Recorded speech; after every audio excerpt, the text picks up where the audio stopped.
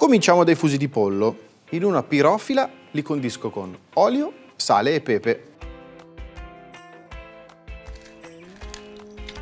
e li massaggio per bene. La padella è calda, comincio a cuocere i fusi di pollo, 6 minuti da una parte e 6 minuti dall'altra. Per ottenere una crosticina perfetta ti consiglio di non toccarli. Mentre il pollo cuoce, taglio la cipolla. Faccio la stessa cosa con l'aglio. Possiamo girare il pollo. Ora mi occupo delle olive. Per un tocco mediterraneo ho scelto delle Kalamata, quindi olive greche, delle pugliesi nere infornate e delle olive di Gaeta. Ovviamente vado a denocciolare quelle col nocciolo.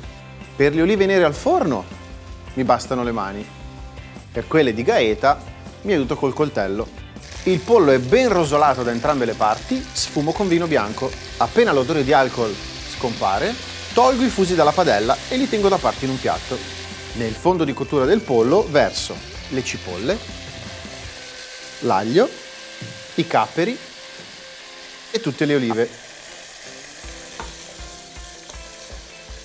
È il momento della passata di pomodoro.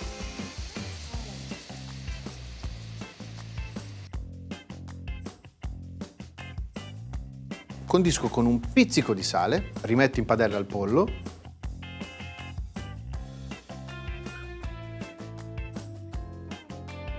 Appena il sugo arriva a bollore, copro con coperchio e lascio cuocere 30 minuti a fuoco medio.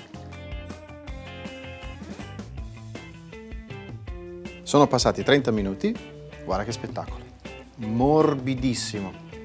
Manca solo un tocco di origano secco e posso impiattare.